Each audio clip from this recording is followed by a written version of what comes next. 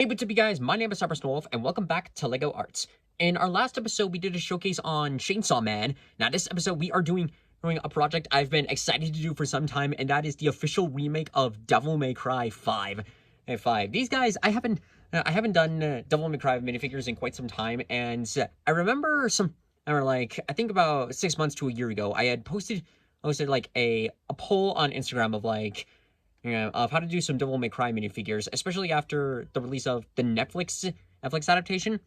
And I put in if to do DMC3 or remaking DMC5. And a lot of people wanted to post it in with remaking Devil May Cry 5. So after some time, I finally got around to remaking these three figures, and I'm super proud with how they turned out. So of course we have Nero, Dante, and Virgil. I considered of maybe doing V, but I'm still pretty proud with how V turned out, so I'll save him for later, probably for a later date. And same thing with some of the other Devil May Cry characters, as I first wanted to do like the main three of the Sparta bloodline, and I'm pretty proud with how these guys turned out. So, as you guys know the drill, we're going to take these minifigures one at a time, do a review of them, explain the process, why we have this route, and then go from there. So without further ado, let's get the pedestal out and get the showcase on the road. Alright, so to kick off our showcase, here we have the Deadweight Demon Hunter Nero. So this one you can already see is a vast difference from the original one that I did, which I'll compare between this one and the other one as we progress in. So with some of the differences already on this one, he's got a different head mold, and molds that is actually coming from a custom DMC minifigure that I found on Outside Brick. At the time, I mostly got it for the Red Queen sword, but I decided to go ahead and use the hairpiece, as it does match up with Nero's hairstyle pretty well from the game. So I went with that. That's the code is actually this time I'm mostly just painted on, but I added in like some clay and the custom hood piece on here. This originally was from a knockoff Sung Jinu minifigure from Solo Leveling, that I mostly got that mostly for the movable arms. So I took the figure, did a full modification of it, and it turned out pretty well, well, all things considered, but we'll get to that later. So some of the stuff that I did was I took the hood piece that the figure came with, sanded it down to the point for where all of it was pretty much even, then applied on with the paint and detailing work, which I'm pretty happy with how that turned out. The arms have some paint detailing as well. Of course, we got his regular human style arm on the shoulder pad. You could see of like the detailing prints, just like he does on his jacket, as well as the roll up sleeve. A glove top to represent of his fingerless glove, which really like how that turned out. And then the other arm is vastly different from the other one. So this one I went with full molding clay onto this one. This one's to carve out the robotic design for it, and on the hand I painted off each of the robotic fingers. I went with the Overture because it's the most iconic for DMC5, and I'm really happy with how it came out. The inside of the hand I just kept as it is, because it looks pretty fine, and overall the overall design looks pretty good. On the sides of the torso here, you can see these strips of clay that, honestly, looking back at it, I probably could have swapped out with electric tape instead. But I'm all right with it. Because the arms are articulated, so where you can move them a bit. Unfortunately, the blue paint that I used for this guy does easily chip off a bit if you're not super careful with it. So there are some limits with it, even when applying on clear spray paint, but it still looks pretty good. He's also got way more detailing, as he's got pockets. It's additional silver details on the front of the coat. The shirt is more torn up, and I didn't realize it last time, but he also has this little necklace that I didn't notice it for a long time until I looked back at the figure, and then also looked back at in-game references of the character and saw that necklace. So it was like, okay, I need to add that in, and which really happy with how it came out. The Red Queen sword, it's pretty cool. It's pretty cool looking.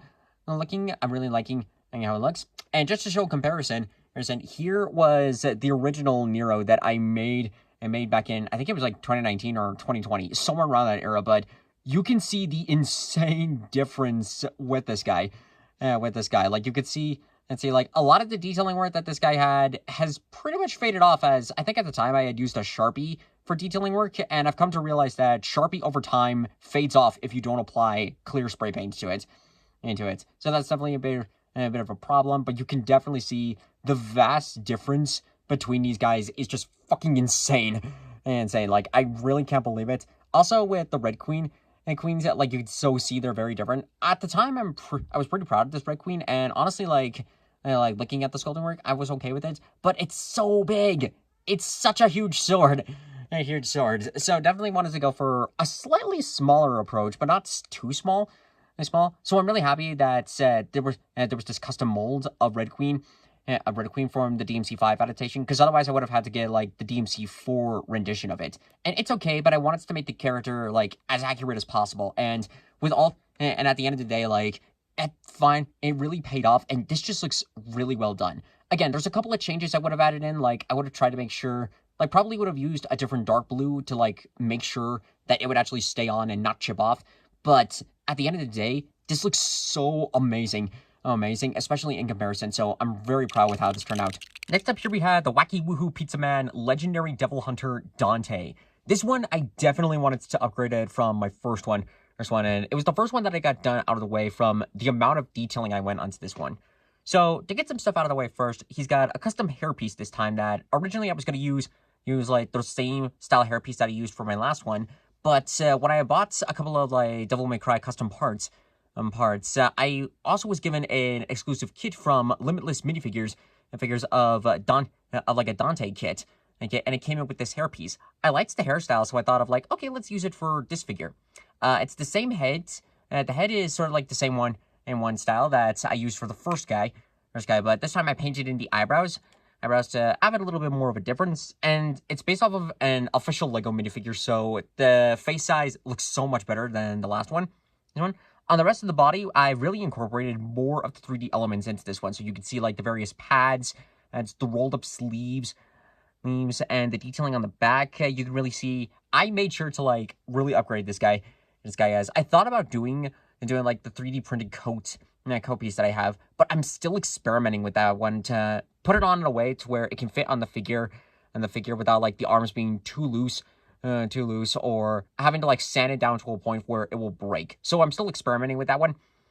So I decided for this guy to just sort of, like, paint on the coat as well as, like, sculpt on the added effects. Like, you could also say I sculpted on the bottom parts of the waist pieces, and it was definitely tricky to make that one, because the base body, like with Nero, I was using a knockoff Sung Jin-woo minifigure that I have, like, with some of the extras that I have, and the way how this figure is designed with the long, like, wide spreads of the coat, I didn't want to incorporate that on this guy. So I spent, like, a good couple days getting all of my cutting tools and just cutting off the bottom part of the coat, and then sculpting on like some new waist pieces for the coat. It was such a long process that thankfully managed to pay off, so it looks good. And I went back and went sort of like my own custom, like, dark red paint for, like, his coats, just like in DMC5. And this time added in way more detailing onto it. It looks so good. Again, on his hands, you can see, like, he's got some custom glove tops on, and then painted on with the hand detailing. It looks good. I really like how it turned out. The Rebellion is also pretty good. So this particular Rebellion was done by JustMyGames. The Limitless kit did come in with a couple of Rebellion swords that looked pretty cool, but I had already bought this particular Rebellion a long while ago, so I wanted to use it for this guy, and it's actually a more smaller sword. Like the other ones, like, they're cool designs, but they look way larger than for minifigure portion. So, to comparison, here we have the original Dante that I had made, and it's so fucking insane that you can see the massive difference between these characters. Like, they have, like, different coat pieces, the detailings, like, especially on this guy, it looks so much bigger. This one has more detailing and is much smaller. Then you can see, like, again, like, the differences on the backs. It's so insane of, like, when seeing like these comparisons with these figures of just how much progress that can be done in just a few short years. It's so insane. I am still proud of this figure, mostly with, like, the Devil Sword Dante, because it was a weird piece to build at this time, and I would definitely like to remake the sword one day, but I wanted to use Rebellion for this one, as it's more iconic in the Devil May Cry series, and I am saving the Devil Sword Dante and when I eventually remake the Sin Devil triggers. and triggers. So we'll go back to that blade in the future. But for now, I really like how this looks on with this Dante. And yeah, overall, like, just when seeing the two side by side, right, this one is so much better. It's got more detailing, more work in progress was put into it. Anyway, it's, oh, and before I forget, or yeah, I almost forgot. You can remove his legs. His legs, it's a little bit unnecessary, but I decided to add in a bit more detailing of like straps that I've seen on with his boots and his boots. And though it's a little unnecessary because the way how the figure was put on, it kind of conceals the belt loops. But I wanted to add it in as sort of like just an extra little detailing. But either way, it looks really good. And again, it's so crazy of like how much of a difference between these two figures are. And I'm very proud with how this new Dante turned out. And last but certainly not least, we have the Alpha and the Omega Virgil. This one I really was excited for, and for remaking him compared to the first one. I was all right with the first Virgil for a long time, but definitely wanted to change it up, with a new design, some new detailing onto the figure, and it just looks so well done. So to start off, the hairpiece was also done by Limitless-Minifigures, though it was labeled as a Joker hairpiece. I had considered of maybe doing the last hairpiece that I did, but I felt it was just too big and not quite as accurate as Virgil would be in the games. But luckily, while I was on Limitless-Minifigures, I found this hairpiece that, again, it was labeled as a Joker hairpiece, but the way how it was styled and designed, I felt it was perfect for Virgil. So I ordered one and painted it up in white. I actually had to paint the interior because it wouldn't stay on the head, and it just looks so well done at the end of the day. I really like it. The headpiece is the same one that I had used for the first guy, but some modifications this time as it was a Captain America a Captain America headpiece, but it had the strap onto it. So I used an electric eraser this time to remove the strap, which it looks really great. You honestly can't really see of like where the strap was. So I'm really happy with how that turned out. Eyebrows were painted in white, which looks good. The Yamato, again, was part of like Limitless-Minifigures that it looks so good. I'm really happy with how it came out. And then the rest of the figure, again, like it was a Song Junyu body that I modified, then sculpted on the bottom waist pieces, which look all right. The arms were definitely a bit of a challenge. As I wanted to make the jacket all smooth and seamless, so I spent like a good day just sanding down the arms to the point where like they could pass as minifig arms, which happy how that turned out. And then I decided to do experimenting on this one. So he doesn't have glove tops on this guy, as the other glove tops I have are designed to like make them look like actual combat gloves. This one, I wanted them to be more smooth and seamless, unless like they're just sleeves that have been elongated to the wrists. But I wasn't able to find like any glove tops that were styled like that. So what I did instead was I took the hands and lightly added in some molding clay onto the wrists. I then like took the hands, inserted them in the arms a couple times, and then put them in a way just kept them open enough to where that they could dry, and then once that they were fully dried and inserted back in, you can still have articulation in the hands, as I didn't want this to be a complete statue figure. So I'm really happy with how that turned out. It was a very good, I'd say good experiment for the first try. Right? And then the rest of the hands, like, just have the fingerless gloves painted on there. One looks a little bit better than the other, but that's fine. That's just how it goes. And then the rest of the detailing work, I decided to do the metallic blue, as it kind of looks like that in the game. It's got a bit of like a shine to the detailing like all around. So I have the same blue that I used for my solo leveling shadows, and essentially just painted it on there. So to show like a comparison, you can see like this was the original Virgil I did, and again, like with Dante, you can see the drastic difference between the two. Like this one has more smooth and clean detailing, and then this one has, you can see like the wide and very large detailing, mostly because I was using an acrylic marker at the time. So there's definitely a huge difference. I will say I like this one because it has the scabbard. I considered of doing the scabbard again for this Virgil, but I think I talked about it in when I first made the character, that I kept having issues with the scabbard, that like inserting it in the sword and then like having to remove it, as well as like trying to sculpt it on in a way that it could fit into the minifig hand. I wanted to do that idea again, Yeah, but since I kept having problems with it in the last one, I really need to rethink on that idea. So eventually I will go back and do the scabbard again and again to have, because I really like the idea of the minifigure holding the sword on the sword just like how he does in the game. So definitely something like that, and some additional stuff. The overall, like, you can see some molding clay sculpted onto the front, and I actually sculpted on a little bit on the head this time.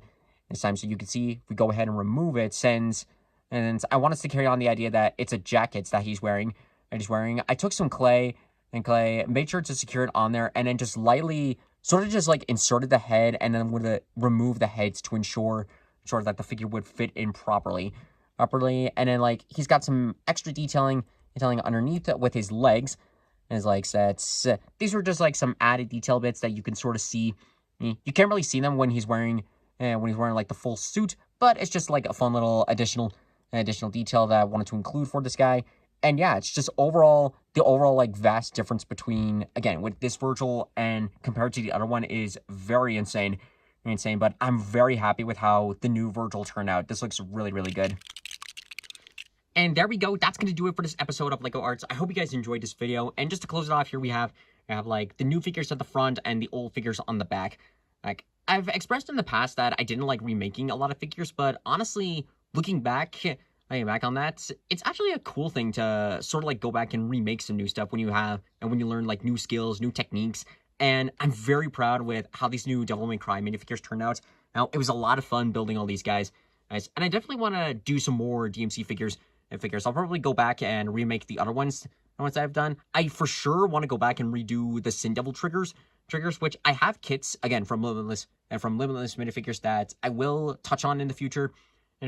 For now, I'm pretty happy with how these guys turned out. Now, it was a lot of fun. Again, a lot of fun remaking the Devil May Cry minifigures. And yeah, I'm just super happy with how these guys turned out. As far as like some other minifig projects go, I do have like another solo leveling project on the works that I'm hoping to get done very soon. So I'll hopefully be able to record something like that. And that in the meantime, we'll just carry on with our own pace, see what new ideas come into the future.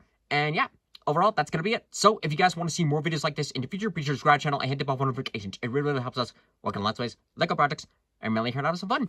So overall, thank you guys so much for watching this video. If you liked it, hit that like button, comment below what you think, share with your friends, subscribe to me on YouTube, follow me on Twitch. Thank you so much for watching. I'll see you all next time in the next video. Bye!